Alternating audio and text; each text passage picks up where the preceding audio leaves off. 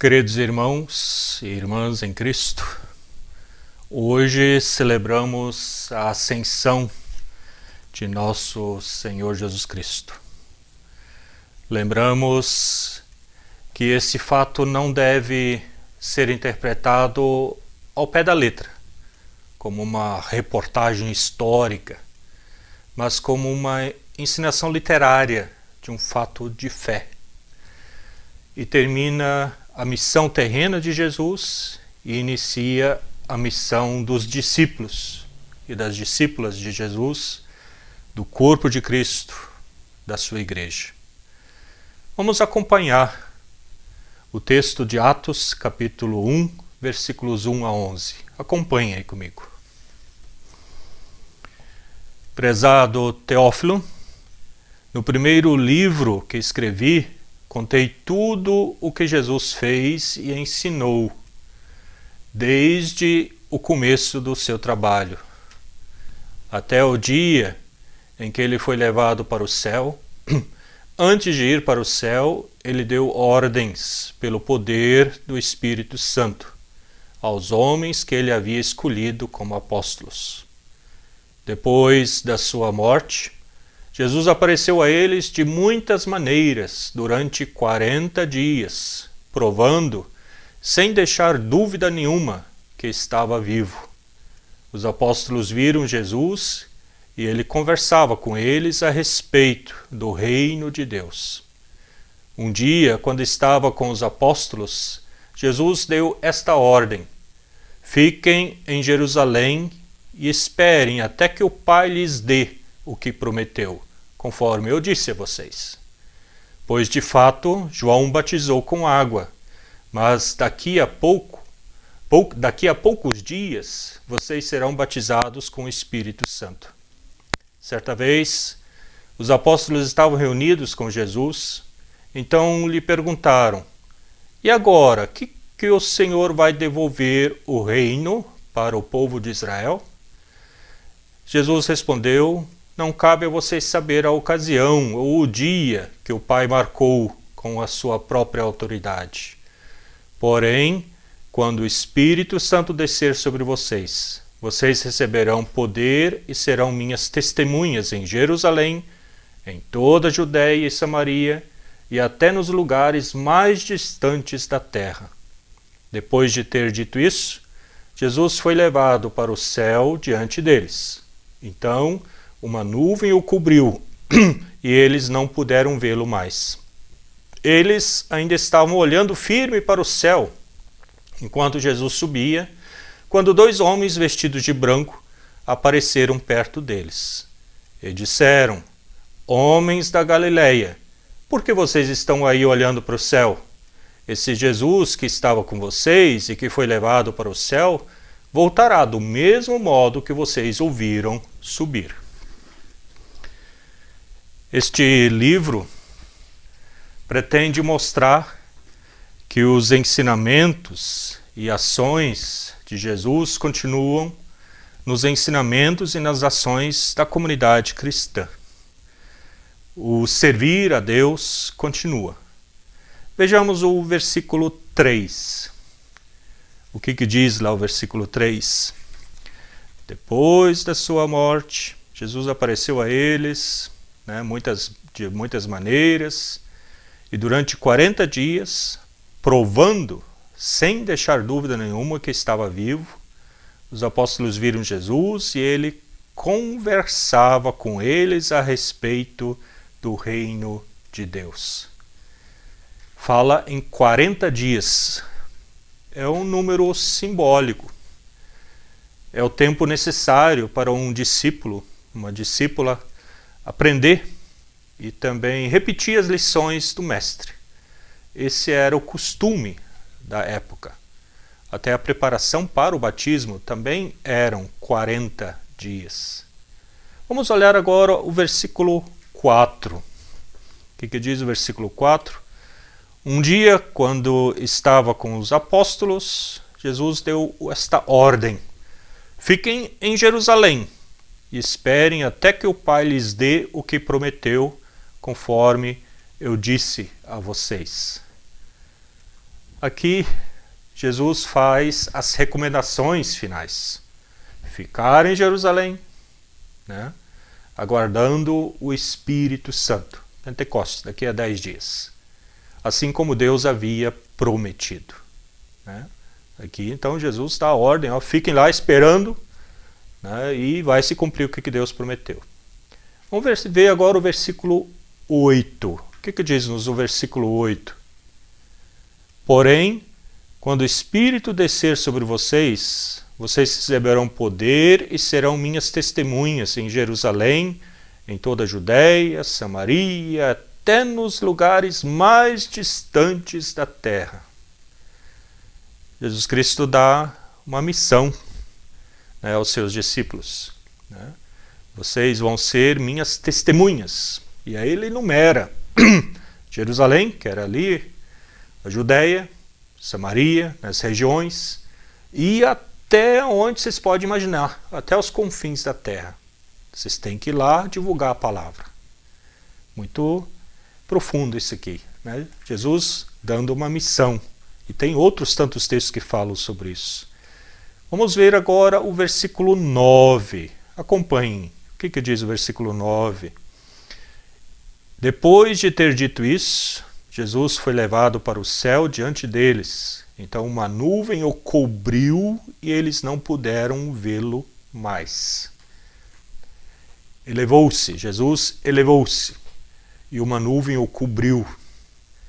Isso mostra o mistério de Deus presente e escondido aos olhos, né, do povo. Mostra também o poder de Deus. Né? Deus retirou o seu Filho, mas nós não vamos ficar só. É o que nós esperamos e vamos festejar daqui a 10 dias.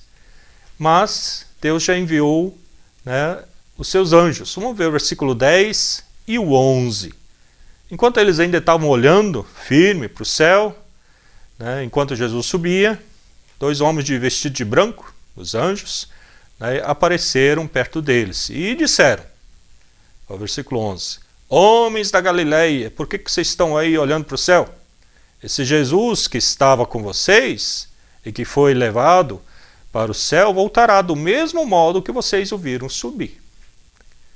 Então aqui os anjos já chamam a atenção e convidam os discípulos a não ficar de braço cruzado, olhando para o céu, deixando as coisas acontecer.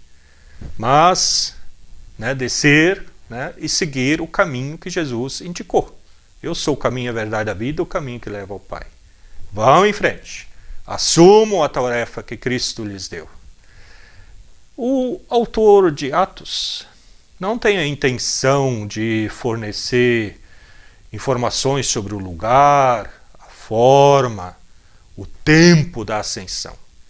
Mas Lucas, né, ele quer lembrar o compromisso com a missão do projeto do Reino de Deus, que os seguidores e seguidoras, né, de Cristo receberam. Todos nós recebemos. O autor, então, de Atos, o Lucas, ele faz desse acontecimento um divisor de águas. Com a ascensão, termina o seu evangelho e inicia o Atos dos Apóstolos. Os Atos dos Apóstolos. São 2 etapas diferentes, né, da história do povo de Deus e da fé cristã.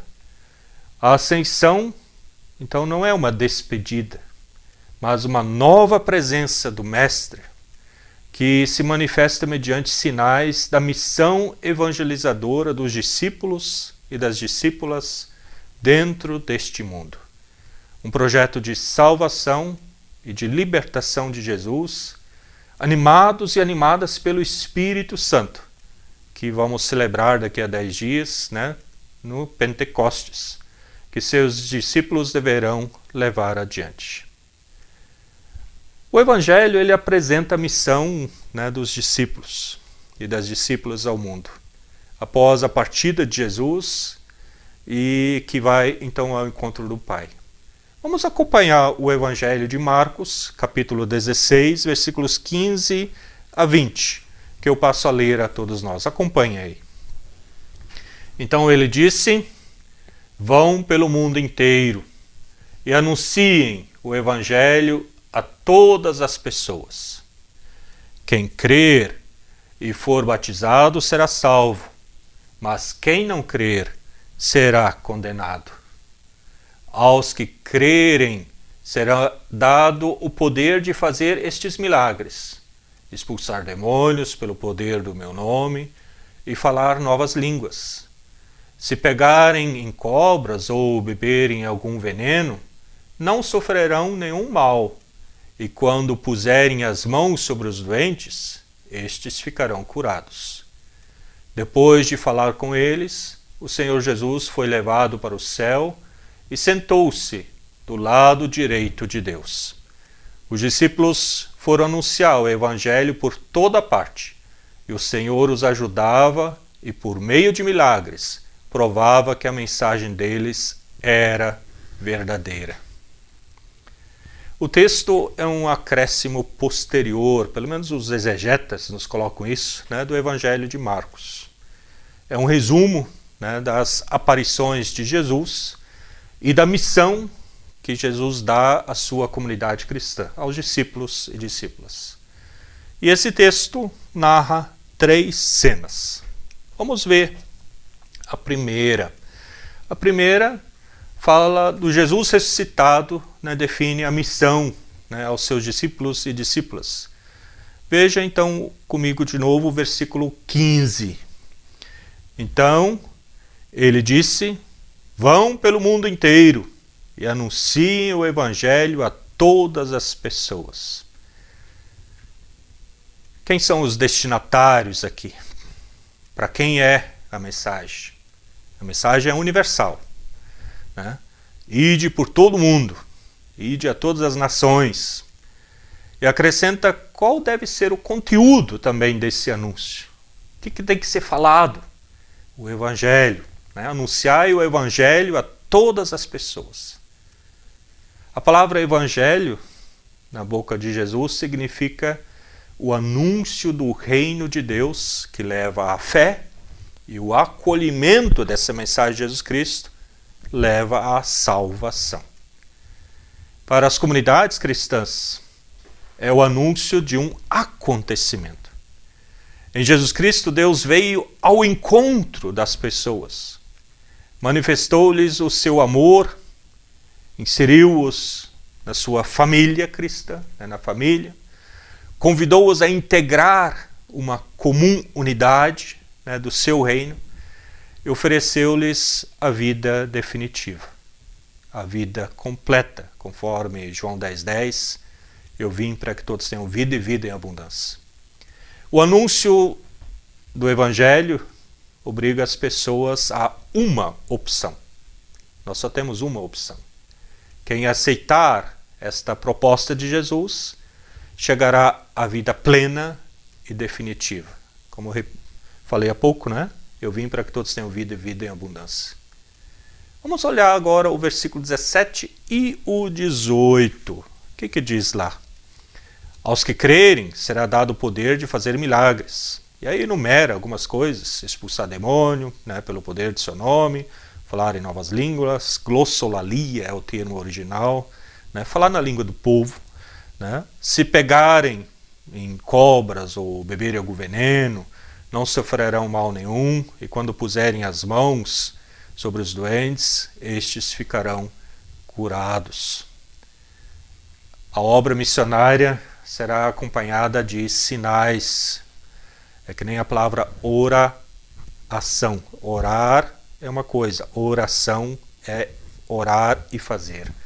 Então temos que colocar sinais dentro deste mundo, que atestarão a autenticidade e também a continuidade da ação libertadora de Jesus Cristo, do nosso Mestre.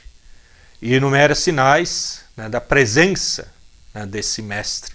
E ali ele enumera expulsar demônios, que seriam curar pessoas, falarão novas línguas, falar na língua do povo, deixar o Espírito de Deus falar, resistir aos venenos. Aqui fala de serpentes, mas tem muitas cobras, línguas afiadas, que podem também querer prejudicar o trabalho do Senhor. né, e curarão doentes impondo as mãos. Vamos para a segunda parte. Jesus, né, parte, quer dizer, subiu ao céu, vai ao encontro do Pai. Isso nos diz o versículo 19. Acompanhem. Depois de falar com eles, o Senhor Jesus foi levado para o céu e sentou-se do lado direito de Deus.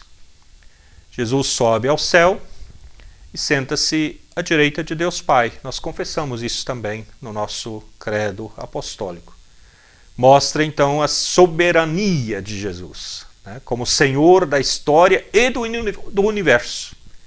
Não é um afastamento de Cristo, mas é uma nova presença neste mundo, ao lado direito de Deus Pai. Vamos ver o versículo 20. O que diz o versículo 20? Os discípulos foram anunciar o evangelho por toda parte, e o Senhor os ajudava e por meio de milagres provava que a mensagem deles era verdadeira. Os discípulos e as discípulas então partem, né, ao encontro do mundo, vão espalhar a mensagem, a fim de concretizar essa missão que Jesus lhes tinha confiado. Os discípulos então partiram e pregaram por toda a parte. Na ação missionária, os discípulos e as discípulas não estão sozinhos. O Senhor os ajudava e por meio de milagres provava que a mensagem era verdadeira. A igreja, o corpo de Cristo, é essencialmente uma comunidade missionária, cuja missão é testemunhar no mundo a proposta de salvação e de libertação que Jesus veio trazer através do projeto do reino de Deus. A ação de Jesus, ou melhor, a ascensão de Jesus, nos faz lembrar. Eu quero aqui recapitular. A nossa ascensão. Ele subiu não para se afastar, né, da nossa humanidade, mas para nos dar a esperança de que um dia iremos ao seu encontro, onde ele nos precedeu. No Evangelho de João, capítulo 14, versículos 1 seguinte, ele diz, eu estou indo na frente para preparar cômodos, né, um quarto, depende da versão da Bíblia, né, para todo aquele e aquela que nele crê, né, tem um lugar reservado. A nossa vocação missionária, a ascensão de Jesus nos faz lembrar da nossa vocação missionária. A igreja é, ou deveria ser, uma comunidade missionária, cuja missão é testemunhar dentro do mundo a proposta de salvação e de libertação que Jesus veio trazer a todo homem, a toda mulher, para termos qualidade, né, de vida. Esta é a nossa missão. Servir ao Trino Deus, dando testemunho dele dentro deste mundo, com palavras e ações. E nós? Vivemos o ideal missionário? Consciente de que a igreja em Cristo, todo batizado, toda batizada é um missionário, uma missionária? Cristo pode contar comigo, contigo, hoje, né, e para todos sempre? Pense nisso. Que a gente possa colocar em prática todo esse ensinamento de nosso Senhor Jesus Cristo. Amém.